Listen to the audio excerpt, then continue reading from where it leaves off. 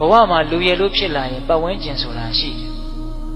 ပတ်ဝန်းကျင်ဆိုတာရှိလာလို့ရှိရင်ကိုယ့်အပေါ်မှာလိုတဲ့လူတွေရှိတယ်လို့မလိုတဲ့လူတွေလည်းရှိမှာပဲလူတိုင်းသဘောကျအောင်ဘယ်သူမှမဆောင်ရွက်နိုင်ပါဘူး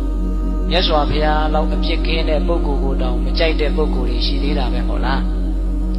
မကြိုက်ရင်မကြိုက်သည့်အားလျော်ဆိုတာသူတို့မကြိုက်တဲ့အထင်ကိုနှုတ်ကမြက်ပြီးတော့ပြောမှာပဲဗျအဲ့ဒါတားလို့မရဘူး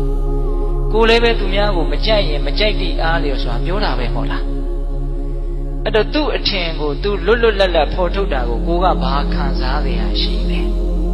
စဉ်းစားကြည့်နော်တခါကြီးဒီမိုင်းများသူမကြိုက်လို့မကြိုက်ဘူးပြောတဲ့ကိစ္စကိုယ့်အတွက်ဘလောက်အရေးပါလို့အဲ့ဒါကိုကခံစားနေတာလေမခံစားတဲ့ဘူးဗျ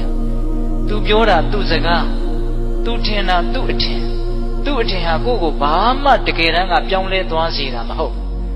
ဆိုလိုတာကသူ့ရဲ့စကားတန်တွေဟာကိုယ့်အပေါ်မှာဘာအကျိုးသက်ရောက်မှုမှတကယ်စင်စစ်ကတော့မရှိဘူးဟုတ်လားအဲ့ဒီစကားတန်ကြောင့်တော့ကိုဘာမှဖြစ်မသွားဘူးချီးမွမ်းလို့လည်းပဲ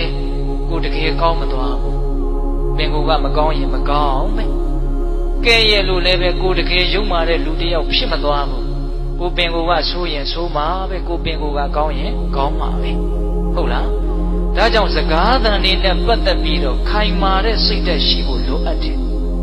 ပတ်ဝန်းကျင်ကပြောတိုင်းတုံလှုပ်နေမယ်ဆိုလို့ရှိရင်တရွက်6တရွက်လို့ကိုယ့်ရဲ့ဘဝဟာလွင့်မျောသွားနိုင်တယ်ဟုတ်လားဒါကြောင့်မြတ်စွာဘုရားက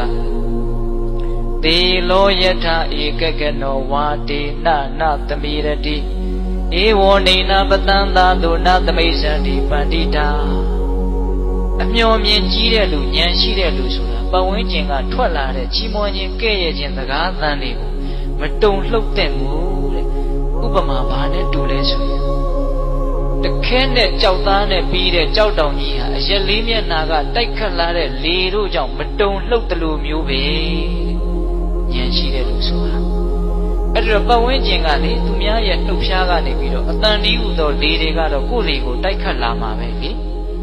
ကိုကအဲ့ဒါတုံလှုပ်နေမယ်ဆိုလို့ရှိရင်ကိုယ့်ရဲ့ဘဝဟာဘာမှခိုင်မာမှုမရှိတော့အဲ့တော့သူများပြောတိုင်းခံစားမနေနဲ့ခံစားနေရင်ကိုယ်မှာဒေါသဖြစ်တဲ့အချိန်ကုန်တယ်ဘာအကျိုးမှမရှိမခံစားဖို့ရာကလည်းကိုကနှလုံးသွင်းမှန်ဖို့လိုသေးတယ်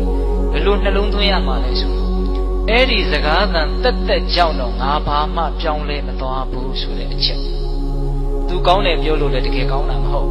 သူဆိုးတယ်ပြောလို့လည်းကိုတကယ်ဆိုးသွားတာမဟုတ်ကိုကတော့ငကိုအတိုင်းပဲ